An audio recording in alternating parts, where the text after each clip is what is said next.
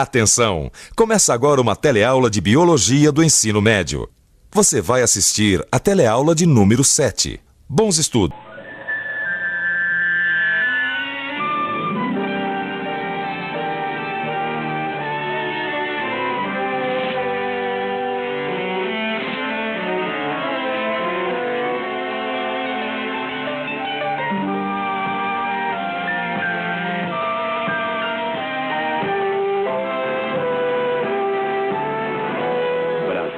Trabalho e paz. De mãos dadas é mais fácil.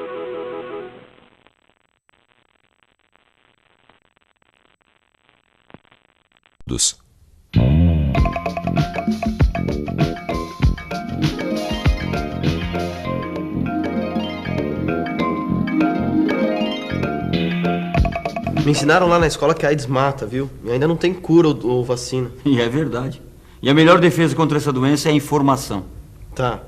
Só que de vez em quando é meio complicado encontrar essa tal informação sobre a AIDS, né, pai? É.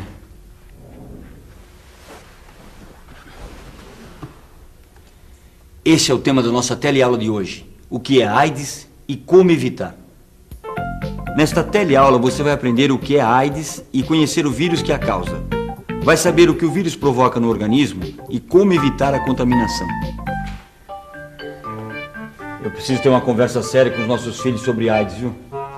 Ainda mais depois dessa matéria da TV. Olha, pra ser sincero, eu tô apavorado. Não sei o que eu vou falar pra eles. Você não precisa ficar desse jeito. É só a gente conversar direitinho com eles sobre a AIDS e explicar as formas de evitar o contágio. Conversar. Esse é o problema. Eu tô até pensando em consultar um médico, um infectologista, pra me ajudar nessa conversa com os nossos filhos. Eu não sei como conversar com eles, não. Mas qual é o problema? Qual é o problema? Esse é o problema. Eu não sei nada sobre AIDS. Está na hora de saber, seu Paulo. A AIDS é causada por um vírus chamado HIV. Este é o HIV, o vírus que causa a AIDS.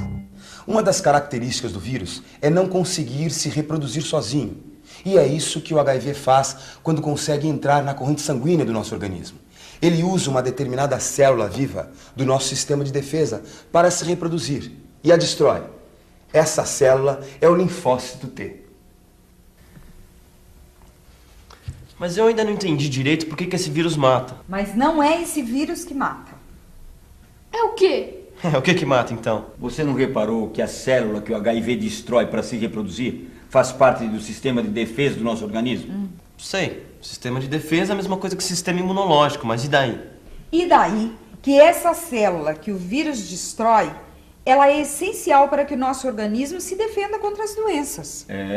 Sem essa célula, nosso corpo fica sem defesa e não consegue combater bactérias e vírus que causam doenças, como por exemplo, tuberculose, candidíase e uma espécie de câncer chamado sarcoma de Kaposi. Quer dizer então que a pessoa sem defesa morre dessas doenças? Não é a AIDS que mata diretamente?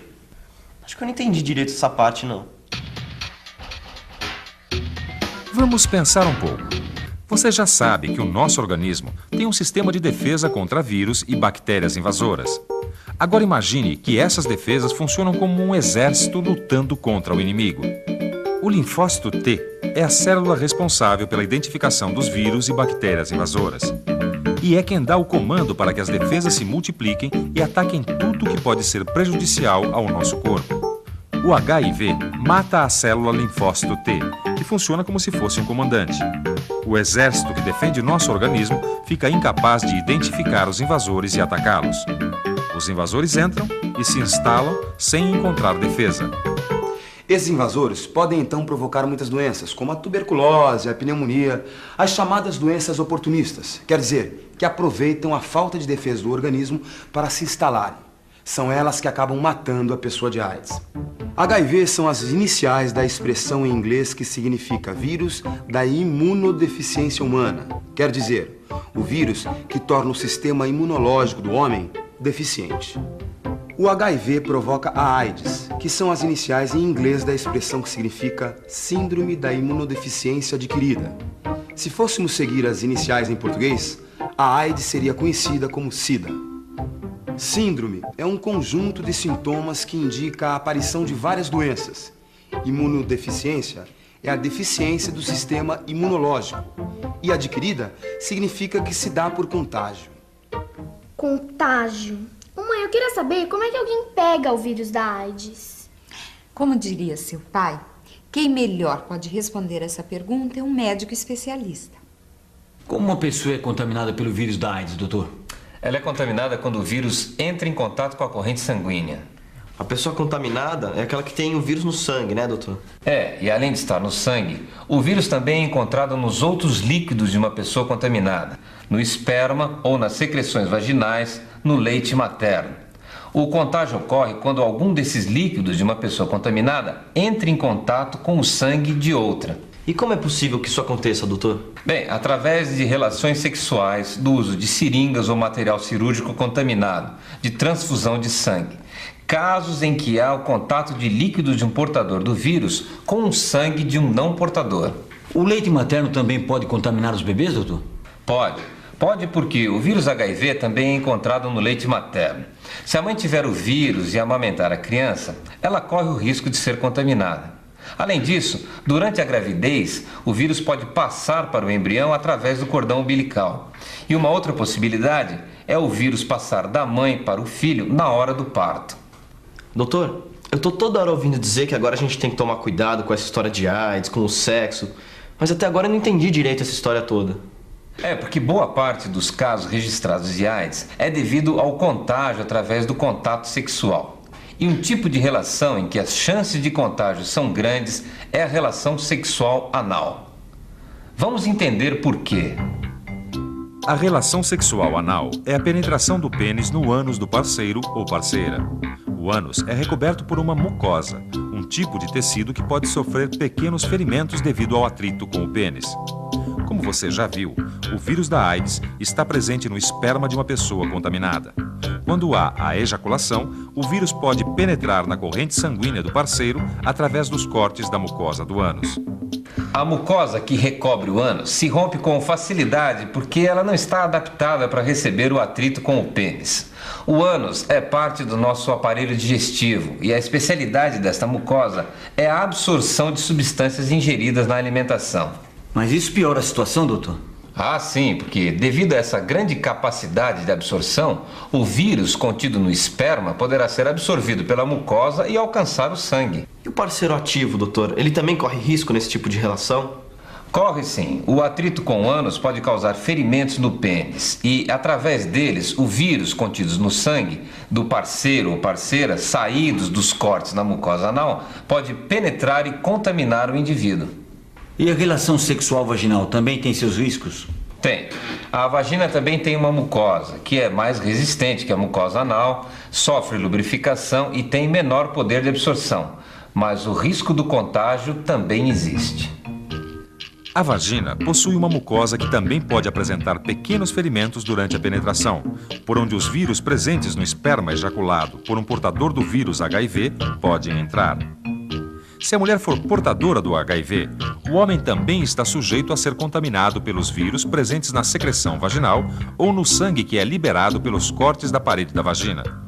Esses vírus penetram através de ferimentos no pênis e entram em contato com a corrente sanguínea. Olha, você esqueceu. Mãe, eu tava pensando, essa história de vírus, sexo, sangue, será que a menstruação faz diferença? Faz sim, minha filha. Como o sangue contém uma maior quantidade de vírus, se a mulher estiver menstruada e for portadora do vírus, as chances de contágio para o seu parceiro vão aumentar muito. Risco para o homem, risco para a mulher. Qual é o melhor meio de se prevenir contra os riscos de contágio através das relações sexuais? O uso da camisinha. A camisinha impede que nas relações sexuais haja o contato com o líquido do corpo que contém o vírus, seja o esperma, as secreções vaginais ou o sangue liberado por eventuais ferimentos dos órgãos genitais e do ânus. Agora que a gente sabe tudo isso, dá para entender melhor essas campanhas contra a AIDS que insistem na necessidade do uso da camisinha, né? Uhum. A camisinha ou preservativo pode ser comprado nas farmácias e até em supermercados. Vem em embalagens como essa. A camisinha é a forma mais segura de se prevenir o contágio da AIDS através da relação sexual. Mãe, Explica de novo. Por que a camisinha impede a contaminação do vírus da AIDS nas relações sexuais? Porque impede o contato com os líquidos do corpo do parceiro. Com a camisinha, filha, não há contato entre o esperma e as mucosas vaginal ou anal, entre o pênis e a secreção vaginal, ou com o sangue de pequenos ferimentos dos órgãos genitais dos parceiros. Quer dizer, protege tanto o homem como a mulher. Isso, filha. A mulher protege a sua saúde quando carrega a camisinha e faz com que o seu parceiro a use. E como usar a camisinha? Como usar a camisinha, doutor? Sim, eu vou mostrar pra você. Veja. Aqui eu tenho um exemplo. Primeiro você tira a camisinha, você só desembala no momento em que for usar, não é? Depois você segura essa pontinha aqui para sair todo o ar. Aí você desenrola até o fim. Pronto. Aqui, dessa forma, você tem uma proteção segura para as suas relações sexuais. Tá legal. Mas e a relação sexual oral, doutor? Também tem seus riscos, não é? O difícil é saber o número de casos de contágio através da relação sexual oral, porque, em geral, ela sempre é seguida de uma relação com penetração. O fato é que, se houver uma ejaculação e o sêmen for engolido, provavelmente haverá contaminação.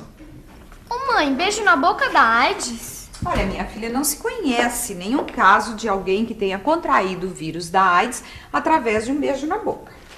Além do sexo, tem aquelas outras formas de contágio, não é? Existem. Receber sangue contaminado pelo vírus da AIDS através de transfusão, por exemplo. Os bancos de sangue são obrigados a realizar testes anti-HIV em todo o sangue doado. Os testes detectam se há contaminação do vírus. Agulhas, seringas, materiais cirúrgicos e odontológicos devem sempre ser esterilizados ou descartados após o uso para evitar o risco de contaminação. Um dos grandes perigos de contaminação pelo vírus da AIDS é quando várias pessoas usam a mesma agulha e seringa sem esterilização. As maiores vítimas desse tipo de transmissão do vírus são os usuários de drogas injetáveis. Se o sangue que fica na agulha e na seringa estiver com o vírus da AIDS, ele vai ser injetado na pessoa que usar esse material em seguida. Para evitar a contaminação, os consumidores de drogas injetáveis devem ter a sua própria seringa e não devem compartilhá-la com ninguém. Tem jeito da gente saber quando uma pessoa está contaminada? O único jeito seguro de saber se a pessoa tem o vírus é realizar um teste de sangue. Porque às vezes o vírus pode estar no organismo da pessoa e permanecer adormecido por meses ou anos sem que ela desenvolva a doença. Isso tem a ver com a diferença entre aidético e soro positivo, doutor? Tem. O soro positivo é o indivíduo que tem o vírus, mas não manifestou a doença. Já o aidético é o indivíduo que, devido à ação do vírus, já apresenta um acentuado enfraquecimento nas defesas do seu organismo. Quer dizer que uma pessoa soropositiva pode ter o vírus e nem saber? Pode nem saber. E embora não tenha desenvolvido a doença, ela pode transmitir o vírus a outras pessoas. Então o único meio garantido de se evitar a AIDS é se cuidar sempre. Isso, filha, se cuidar sempre.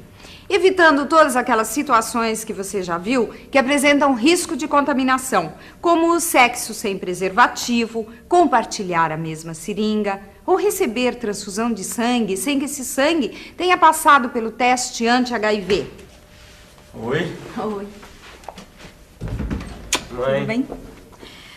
Pois é, a informação é a melhor maneira de se evitar o contágio, certo? Certo. E é muito importante também evitar o preconceito. A AIDS é uma doença nova. Ela só foi descoberta nos anos 80. E como você acabou de ver, qualquer pessoa está sujeita a contrair o vírus. E não faz o menor sentido discriminar quem tem a doença. A convivência com um portador do vírus da AIDS não causa o menor risco. Trabalhar juntos, abraçar, beijar, usar o mesmo copo, nada disso transmite o vírus. Em nenhuma dessas situações existe contato entre os líquidos do corpo do portador e o sangue de outra pessoa. E vale a pena revisar. E atenção, se liga aí que é hora da revisão. Na teleaula de hoje, você aprendeu que o vírus responsável pela AIDS é o HIV. Aprendeu que o HIV mata uma célula vital para o nosso sistema imunológico, o que permite que doenças oportunistas se instalem e matem o portador do vírus. viu os riscos de contaminação e as melhores formas de se prevenir do contágio. Qualquer dúvida, não deixe de consultar o seu livro. Ou procure uma instituição especializada no tratamento e prevenção da AIDS. Combinado? Então, até a próxima teleaula. Tchau.